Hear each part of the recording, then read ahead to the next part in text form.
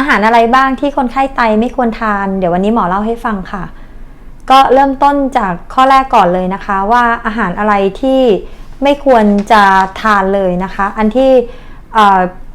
แนะนำให้หลีกเลี่ยงหมดทุกอย่างนั่นก็คือสมุนไพรและอาหารเสริมต่างๆที่หวังผลว่าจะบำรุงไตนะคะอันนี้เป็นข้อที่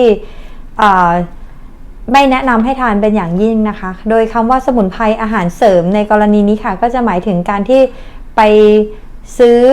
ทานติดต่อกันเป็นระยะเวลานานๆอย่างเช่นไปซื้อทานเป็นเม็ดยาหรือว่าซื้อทานเป็นผงแล้วก็ทานติดต่อระยะเวลาเป็นนานๆอย่างเช่นเป็นเดือนๆอย่างนี้เป็นต้นนะคะรวมไปถึงยาบางตัวนะคะโดยเฉพาะยาที่อยู่ในกลุ่ม NSAID นะคะอันนี้ไม่ควรจะทานนะคะอันนี้หมอเคยทำวิดีโอเล่าไปแล้วค่ะแล้วก็เครื่องดื่มแอลกอฮอล์ทุกอย่างนะคะแล้วก็การสูบบุหรี่ค่ะอันนี้ขออนุญาตรวมบุหรี่ไปด้วยนะคะข้อนี้ทั้งหมดค่ะผู้ป่วยไตทุกท่านนะคะไม่ควรจะทานก็ควรจะหลีกเลี่ยงเลยนะคะกลุ่มที่2ก็จะเป็นกลุ่มอาหารที่ควรจะจำกัดค่ะซึ่งนี้ก็จะหมายถึงอาหารในกลุ่มโซเดียมแล้วก็อาหารที่มีไขมันสูงนะคะโดยเวลาเราฟังนะคะก็จะเข้าใจว่าอาหารกลุ่มโซเดียมเป็นกลุ่มที่ไม่ควรจะทานเลยแต่โดยในความเป็นจริงแล้วอะค่ะโซเดียมจะอยู่ในอาหารค่อนข้างจะหลากหลายประเภทนะคะเกือบจะทุกประเภทเลยเนี่ยค่ะจะต้องมีโซเดียมเป็นส่วนประกอบแต่ว่าจะมีอาหารบางประเภทค่ะที่ว่าปริมาณโซเดียมก็จะสูงเป็นพิเศษอันนั้นเราก็จะแนะนำให้คนไข้พยายามที่จะจำกัดนะคะโดยส่วนใหญ่ก็จะหมายถึงพวกอาหารที่มีรสเค็มค่ะนอกจากนี้อาหารบางอย่างที่ไม่มีรสเค็มแต่ว่ามีโซเดียมเป็นส่วนประกอบก็อย่างเช่นพวกกลุ่มเบเกอรี่ซึ่งมีผงฟูเป็นส่วนประกอบอย่างนี้เป็นต้นนะคะรวมไปถึงอาหารกลุ่มไขมันค่ะโดยไขมันเนี่ยมักจะไม่ได้มีผลกับเรื่องไตโดยตรงนะคะการที่ว่าไขมันสูงคอเลสเตอรอลสูงหรือว่าไตรกลีเซอไรด์สูงเนี่ยก็มักจะไม่ได้ทำให้ค่าการทำงานของไตแย่ลงเพียงแต่ว่าในการที่เราดูแลคนไข้เนี่ยค่ะเราก็จะไม่ได้ดูแลแต่เรื่องไตอย่างเดียวนะคะเราก็จำเป็นจะต้องดูคนไข้ในหลากหลายบริบทนะคะแล้วก็ผู้ป่วยไตค่ะก็จะได้รับคำแนะนำให้จำเป็นจะต้องคุมอาหารในกลุ่มที่มีไขมันสูงโดยเฉพาะไขมันในกลุ่มคอเลสเตอรอลนะคะกลุ่มนี้เราก็มักจะแนะนำว่าพยายามหลีกเลี่ยงลดพวกของผัดของทอดนะคะเครื่องในสัตว์อาหารทะเลอย่างนี้เป็นต้นนะคะซึ่งการที่ควบคุมปริมาณอาหารกลุ่มโซเดียมแล้วก็ไขมันเนี่ยค่ะนอกจากผู้ป่วยไตที่ควรจะจำกัดแล้วค่ะคนทั่วไปที่ไม่ได้เป็นโรคไตค่ะก็ควรจะควบคุมอาหารกลุ่มนี้เช่นกันนะคะกลุ่มต่อไปค่ะเป็นกลุ่มที่คนไข้ไตค่ะมีความจำเป็นที่อาจจะต้องเรียนรู้เพิ่มเติมนะคะกลุ่มอาหารกลุ่มนี้ก็อย่างเช่นกลุ่มอาหารที่มี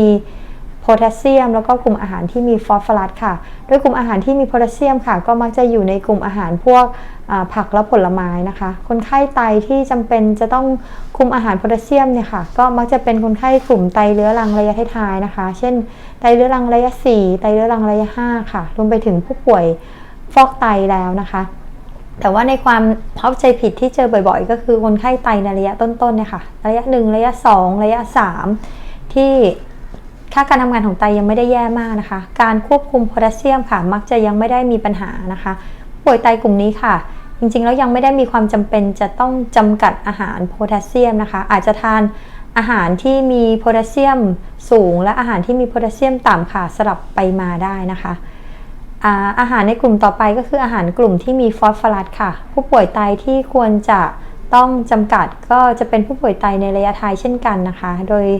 มากก็มักจะหมายถึงผู้ป่วยไตในระยะ4ระยะ5หรือว่าฟอกเลือดไตเช่นกันค่ะแล้วก็ในกลุ่มนี้ก็จะเช่นเดียวกับกลุ่ม